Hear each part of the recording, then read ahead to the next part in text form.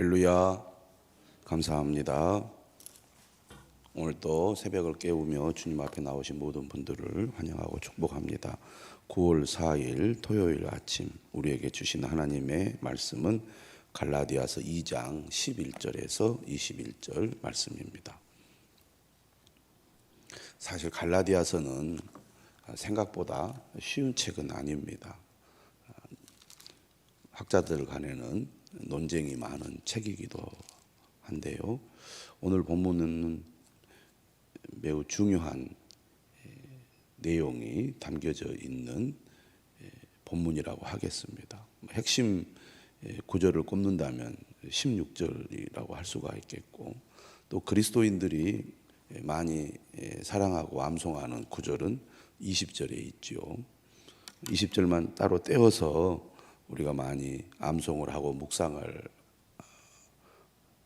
하는 이 구절이기도 하지만, 또 문맥상으로 보면 약간은 또 다른 의미를 가지고 있다고 볼 수가 있겠습니다. 사도 바울은 갈라디아서를 기록하면서 상당히 거치면서도 매우 단호하게 복음의 투쟁을 하고 있습니다. 그가 1장 1절을 시작하면서 갈라디아에 있는 교회들에게 편지를 시작하는 내용을 보면 매우 도전적이라는 것을 알 수가 있습니다. 사람들에게서 난 것도 아니요, 사람으로 말미암은 것도 아니요, 오직 예수 그리스도와 그를 죽은 자 가운데서 살리신 하나님 아버지로 말미암아 사도가 되었다. 자신을 사도로 세우신 분은 사람이 아니라 하나님이시다라고 강조를 하죠. 그러면서 바로 6절에 본론을 시작하면서 다른 복음은 없다, 이렇게 강조를 합니다. 바울이 이렇게 다른 복음은 없다는 말을 강하게 이야기하는 이유는 6절에 보면 당시 갈라디아 지방의 그리스도인들 가운데 바울이 전한 복음을 속히 떠나서 다른 복음을 따르는 사람들이 있었기 때문입니다. 그렇기 때문에 바울은 뭐라고 말하느냐 하면 다른 복음은 없다라고 말하면서 8절과 9절에서 어느 정도로 강하게 이야기를 하냐면, 우리가 너희에게 전한 복음 외에 다른 복음을 전하면 저주를 받을 것이다 라는 말을 8절과 9절에서 두 번이나 반복을 합니다. 이때 바울이 어떤 표현을 쓰느냐 하면 8절을 보시면 우리나, 다시 말하면 바울의 전도 팀을 이야기하는 겁니다. 바울의 전도 일행이나, 또 심지어 하늘로부터 온 천사라 할지라도 우리가 너희에게 전한 복음 외에 다른 복음을 전하면 저주를 받을 것이다 라는 심판 선언을 하고 있습니다. 그러니까 다른 복음을 전하는 사람들이 누가 될지라도 그들이 다른 복음을 전하면 결코 타협할 수가 없다. 이게 이제 바울의 어떤 주장이라고 할 수가 있는데, 그 대표적인 인물이 오늘 본문에 나오는 게바, 바로 베드로를 가리킨다고 하겠습니다. 베드로가 누굽니까? 2장 9절에 보면 기둥같이 여기는 야고보와 게바와 요한이라는 표현이 나오지 않습니까? 당시 초대교회 예루살렘 교회의 최고의 지도자들입니다. 가장 존경받는 사람들이죠. 그런데 그런 사람들이라 할지라도 다른 복음을 전하면 결코 바울은 용납할 수 없다는 얘기입니다. 어떤 일이 있더라도 복음의 진리는 타협할 수 없는 일이기 때문에, 이것은 구원의 문제고 생명의 문제이기 때문에 아무리 베드로가 그런 말을 하고 행동을 한다 할지라도 용납하지 않겠다, 그런 얘기잖아요. 그런데 실제로 이제 그런 일이 벌어진 겁니다. 바울은 이 갈라디아에 보내는 편지를 통해서 구체적으로 게바의 이름을 언급을 하고 게바의 잘못을 공개적으로 사실은 언급을 하고 있습니다. 어떻게 보면 상당히 충격적인 거죠. 바울의 이런 태도가 이 편지를 회람을 하잖아요. 그냥 이 교회에 속해 있는 성도들만 이 편지를 보는 게 아닙니다. 이 편지가 두루 모든 이 초대교회 교회들에게 계속 전달이 되어 온 거거든요. 이제 그렇기 때문에 신약 성경에 채택이 된 거고. 그런데 노골적으로 예수님의 수제자인 베드로를 비난한다. 그 정도로 바울은 타협하지 않고 진리에 투쟁을 했다는 얘기입니다. 그래서 오늘 11절에 보면 게바가 안디옥에 이르렀을 때 책망받을 일이 있기로 내가 그를 대면하여 책망했다. 이렇게 얘기합니다. 대단한 거죠. 근데 어떤 일이 있었느냐? 12절에 보니까 야고보에게서 온 어떤 이들이 이르기 전에, 야고보는 예수님의 육신의 형제고 예루살렘 교회의 기둥같이 여기는 최고 지도자 중에 한 사람입니다. 물론 12제자 중에 한 사람은 아니었죠. 그런데 지금 이방인 교회에서 어떤 일들이 일어나고 있느냐 하면 할례를 받지 않는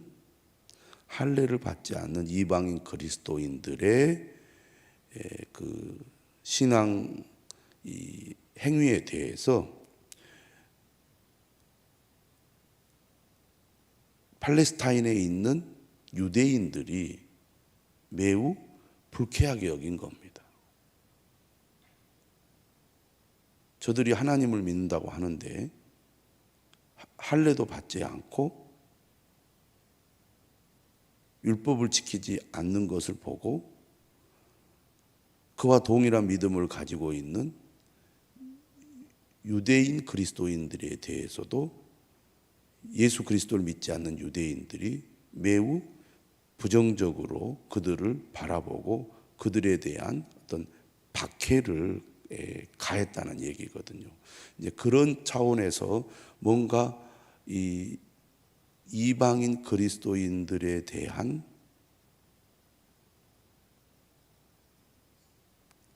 어떤 교통정리라 그럴까요? 그들과의 관계를 조금 조심스럽게 하면서 예루살렘과 유다에 있는 이 유대인들과의 관계를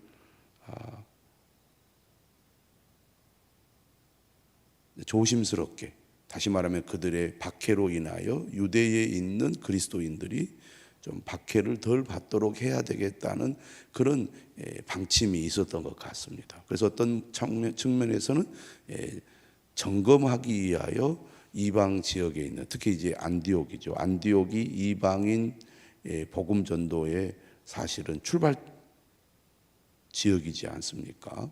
사람을 보낸 겁니다.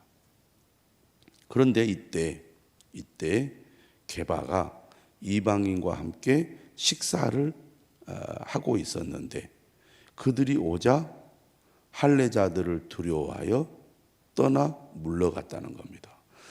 우리가 2장 3절에서는 어떤 문제가 발생을 했느냐면 이방인 그리스도인들에게 억지로 할례를 받게 하는 문제가 발생을 했습니다. 바울이 단호하게 거절했죠.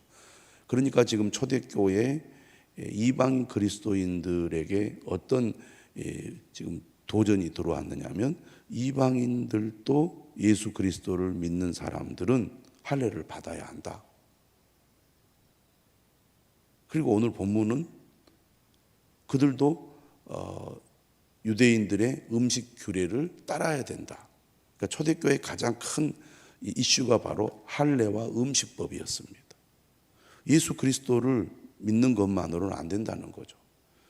유대인들이 전통적으로 믿어왔던 이 구약의 말씀을 따라서 할례와 음식 규례를 따라야 진정한 그리스도인이고 구원을 받을 수 있는 그런 자격을 갖춘 것이지, 이방인들이 만약 할례도 받지 않고 음식 규례도 따르지 않는다면 이것은 하나님의 말씀을 제대로 지키는 것이 아니기 때문에 곤란하다, 그런 얘기입니다. 그런데 유대인 그리스도인들의 입장에서 볼 때는 유대인들과의 관계도 매우 민감한 문제였기 때문에 할례를 받지 않는 이방인들과 좀 거리를 둘 필요가 있었다고 생각된 것 같아요. 그런데 게바가 여기에서 상당히 어정쩡한 그런 태도를 취한 겁니다. 게바의 입장에서 볼 때는 이해가 되지만 바울의 입장에서 볼 때는 용납할 수 없는 문제였던 거죠. 그래서 바울이 13절에 보시면 남은 유대인들도 그와 같이 외식함으로, 이건 위선적인 행동이다. 신앙의 본질에 있어서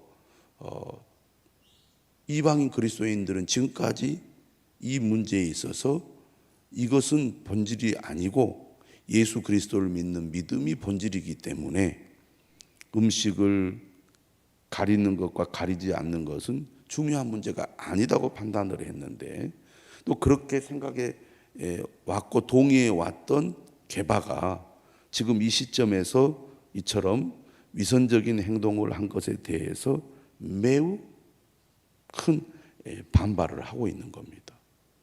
왜냐하면 게바가 이렇게 행동을 하니까 남은 유대인들도 똑같이 그런 위선적인 행동에 동참을 했기 때문이죠. 그래서 바울은 어떻게 말을 하냐면 14절에 그러므로 나는 그들이 복음의 진리를 따라 바르게 행하지 아니함을 보고, 복음의 진리를 따라 바르게 행하지 아니했다는 겁니다. 모든 자 앞에서 게바에게 이제 책망의 말을 한 거죠. 네가 유대인으로서 이방인을 따르고 유대인답게 살지 아니하면서 어찌하여 억지로 이방인을 유대인답게 살게 하려느냐.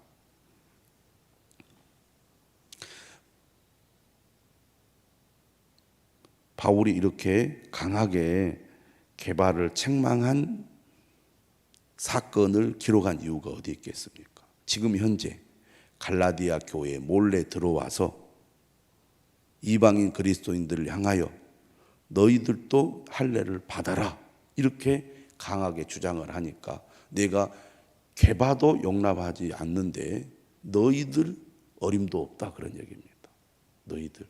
너희들이 아무리 대단한 말을 하고 대단한 주장을 한다 할지라도 이것은 복음의 진리와 관계된 것이기 때문에 결코 용납할 수 없다.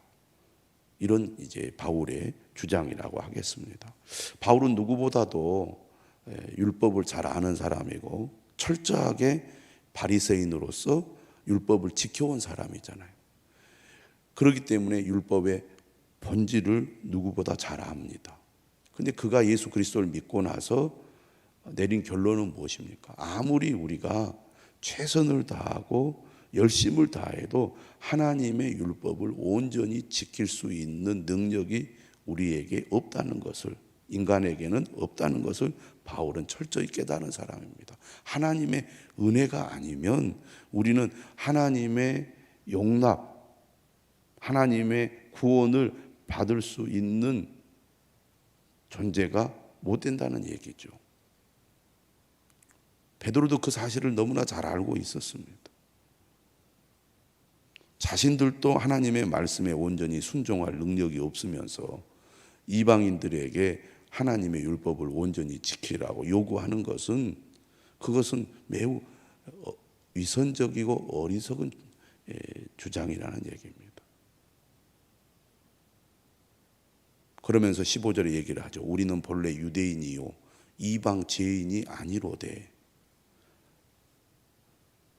이방인들에게 복음을 전하는 바울과 그들의 일행들도 대부분 어떤 사람들이냐면 유대인이었습니다. 그 말은 자신들도 태어나면서부터 할례를 받았고 구약의 율법을 따라 살아왔다는 얘기입니다. 그러나 그것이 우리가 구원을 받는 조건이 되지 못한다는 것을 바울은 너무나 잘 알고 있다는 얘기죠. 그래서 이런 배경 속에서 16절에 주장이 나오는 것입니다. 사람이 의롭게 되는 것은 율법의 행위로 말미암음이 아니요 오직 예수 그리스도를 믿음으로 말미암는 줄 알므로 우리도 그리스도 예수를 믿나니 이는 우리가 율법의 행위로서가 아니고 그리스도를 믿음으로써 의롭다 함을 얻으려 함이라. 율법의 행위로서는 의롭다 함을 얻을 육체가 없느니라. 율법의 행위라는 말을 지금 바울이 무려 3번이나 반복을 하면서 율법의 행위로는 의롭다함을 받을 수 없다라고 강력하게 주장을 하고 있습니다. 이 말을 우리가 오해하는 것이 문제죠. 그러면 하나님의 말씀, 하나님의 계명, 하나님의 율법을 지킬 필요가 없다는 얘기냐? 결코 그렇지 않죠. 바울은 다른 복음서에서도 하나님의 율법은 선하다고 말합니다. 율법을 따르는 것이 잘못된 것이 아니라고 말합니다. 문제는 우리가 구원을 받는 데 있어서 율법의 행위가 구원의 조건이 되지 못한다는 얘기죠.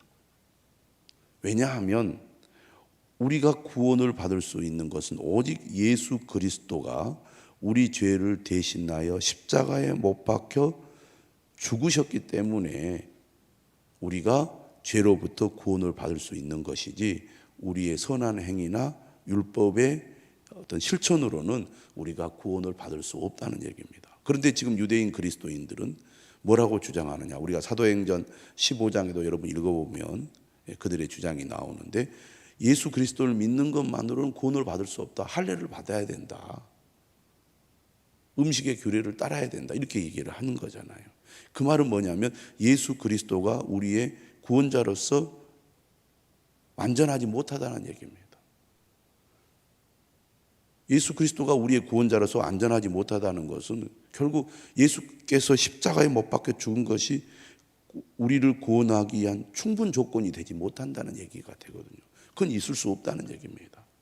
예수 그리스도가 유일한 구원자요 완전한 구원자가 되시는 분이지, 예수 그리스도의 십자가의 죽음이 우리를 구원하기 위한 모든 이 조건을 충족시키지 못한다? 이거는 결코 받아들일 수 없는 주장이라는 것이 오늘 바울의 주장이라고 할 수 있겠습니다.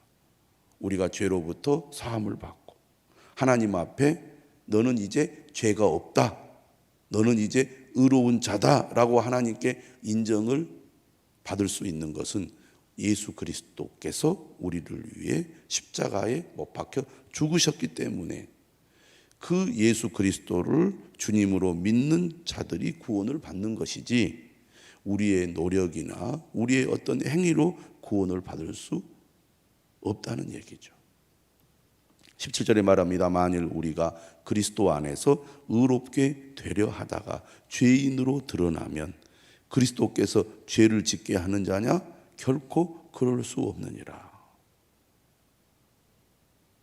우리의 행위나 노력으로 우리가 의롭다함을 받으려고 하면 결코 그것이 성공할 수 없다는 얘기죠. 오직 예수 그리스도만이 우리의 죄를 깨끗하게 제거하고 하나님 앞에 의로운 존재로 서게 하는데, 그래서 예수 그리스도만이 우리의 구원자가 되는데, 여기에 플러스 할례를 행해야 된다, 음식 규례를 따라야 한다, 그런 겉으로 드러나는 율법의 어떤 행위들, 이 행위들이 구원의 조건이 된다면 18절의 말씀, 만일 내가 헐었던 것을 다시 세우면 내가 나를 범법한 자로 만드는 것이라. 내가 율법으로 말미암아 율법에 대하여 죽었나니 이는 하나님에 대하여 살려 함이라. 인간이 율법의 행위로는 결코 하나님 앞에 의로운 존재가 될 수 없다는 얘기죠. 그러니까 뭔가 내가 내 힘으로 하나님께 인정을 받고 하나님을 만족시킬 수 있다고 생각하는 것 자체가 거짓이고 위선이라는 겁니다. 그걸 내려놔야 된다는 거죠. 그게 20절인 거예요. 내가 그리스도와 함께 십자가에 못 박혔나니. 그런 어떤 행위로 하나님 앞에 인정을 받고 의롭다함을 얻으려고 하는 모든 시도나 생각 자체가 이미 잘못된 거기 때문에 그것을 내려놓으라는 겁니다. 그것을 버리라는 겁니다. 나는 이미 예수 그리스도와 함께 죽은 자라는 얘기죠. 내 힘과 능력으로는 결코 우리가 구원에 이를 수 없다는 얘기입니다. 그런즉 이제는 내가 사는 것이 아니요 오직 내 안에 그리스도께서 사시는 것이라.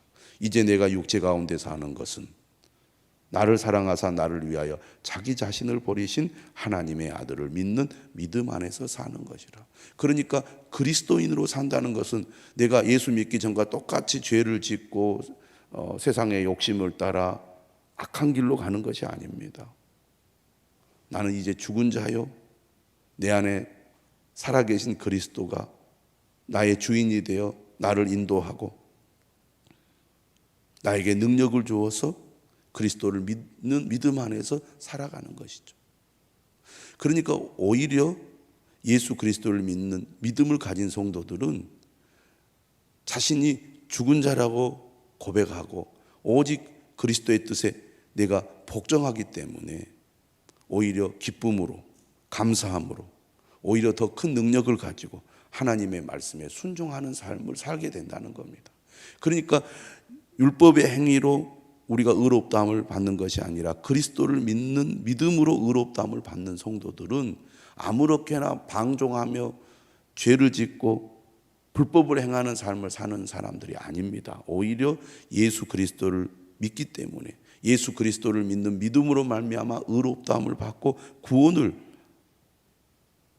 받았기 때문에 더 하나님의 말씀에 순종하고 죄와 싸워 이기는 삶을 살아가게 된다는 것입니다.